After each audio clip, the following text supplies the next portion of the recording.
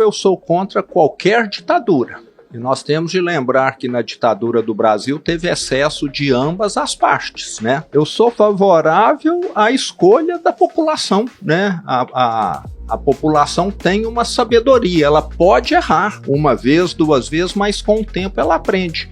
Sou contra a reeleição, acho que todas as eleições no Brasil devia ter um calendário único, a cada 5 anos uma eleição, ano sim, ano não, o país para. O que eu visualizo para 2026 são alguns candidatos da direita, não sei quantos, que vão caminhar separadamente no primeiro turno, mas que no segundo turno estarão unidos em torno daquele nome que conseguiu chegar lá. Olá, eu sou Isabel Mega e este é mais um episódio do EsferaCast.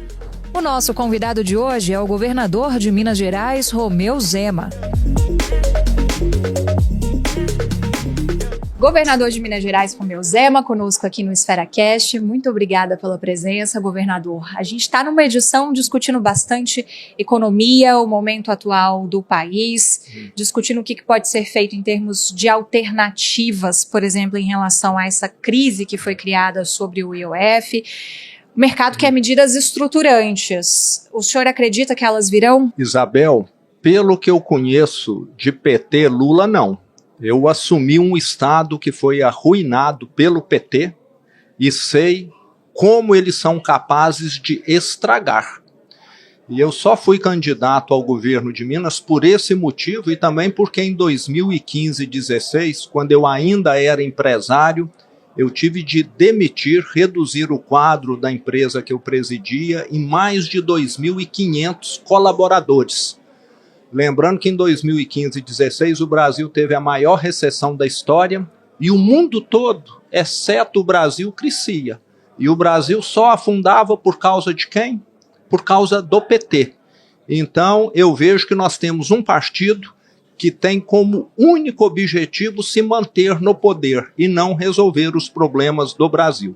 Como é que o senhor vê sob essa ótica do retrato, inclusive, de pesquisas que demonstram uma desaprovação bem estabilizada do presidente Lula, mas que demonstram também que o eleitor não quer um Jair Bolsonaro até o final nas urnas, até quando for possível, quer uma indicação de um sucessor de Jair Bolsonaro. O eleitor parece meio cansado da polarização, né, governador? O senhor encontra aí uma brecha, por exemplo, para ser um presidenciável? Isabel, eu sempre fui favorável à renovação em todo o setor. Tanto é que eu saí da presidência da empresa que eu administrava, eu quis sair, poderia ter continuado, né, porque eu estava com 53 anos, mas eu falei, não, minha missão aqui está cumprida. A empresa na minha gestão cresceu mais de 120 vezes e eu estou entregando uma empresa profissionalizada, com balanço auditado, estruturada. Fiz a minha missão. Agora parece que no Brasil nós temos gente que quer continuar no poder para sempre. Eu acho que nós temos de ir somar e treinar uma geração nova. Foi o que eu fiz na minha empresa e ela está lá funcionando, entende? Então acho que esse apego é muito ruim. Sou contra a reeleição, você entendeu? Acho que todas as eleições no Brasil devia ter um calendário único, a cada 5 anos uma eleição, ano sim, ano não, o país para. Eleição municipal, depois eleição para governador, presidente, todo ano o Brasil para poder eleger políticos que não resolvem. Então precisamos mudar esse modelo, sim.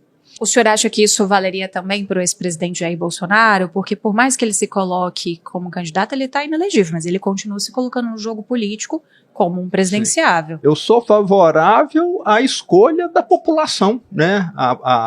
A população tem uma sabedoria, ela pode errar uma vez, duas vezes, mas com o tempo ela aprende.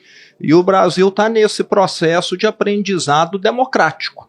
Então acho que quem a população escolher o ano que vem vai ter essa grande responsabilidade de reformar muitas das instituições do Brasil que não funcionam adequadamente. Nos últimos dias, o senhor, com algumas declarações, foram lidas no cenário político como declarações ensaiando captar um eleitorado bolsonarista. Teve a frase sobre a ditadura, por exemplo, muita gente viu ali uma relativização de algo grave que aconteceu no país, uma possibilidade de beneficiar Bolsonaro se o senhor se tornasse presidente. A gente já está aqui no passo seguinte, na, digamos assim, tréplica do senhor. Como que o senhor responde essas colocações que foram feitas? Bom, primeiro eu sou contra qualquer ditadura. E nós temos de lembrar que na ditadura do Brasil teve excesso de ambas as partes, né? Nós temos pessoas que receberam anistia, que mataram, que sequestraram, foram anistiados. Agora não estão querendo anistiar quem pichou um monumento. Tem de pagar? Tem, né? Mas se anistiou o assassino, sequestrador, me parece que está um pouco diferente aí. Valorizo muito a democracia e acho que o problema hoje no Brasil, Isabel, é que em vez de olhar para frente, nós estamos olhando para trás. Nós estamos tendo um governo Lula-PT hoje que não olha para frente. Um governo revanchista.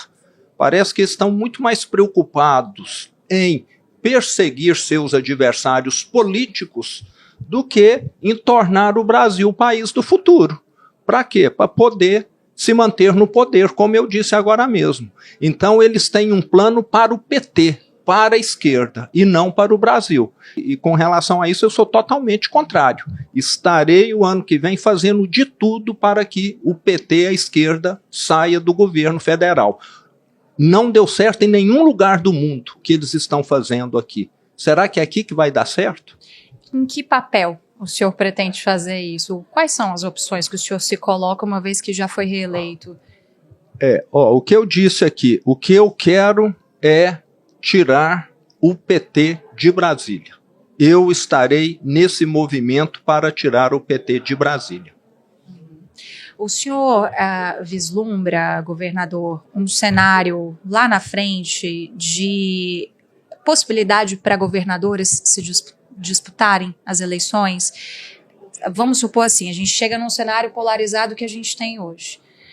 Um candidato de Lula, ou o próprio Lula, um candidato de Bolsonaro, um familiar, e esse monte de governador, e eu sei que vocês conversam, e têm intenção de se afunilar em algum momento.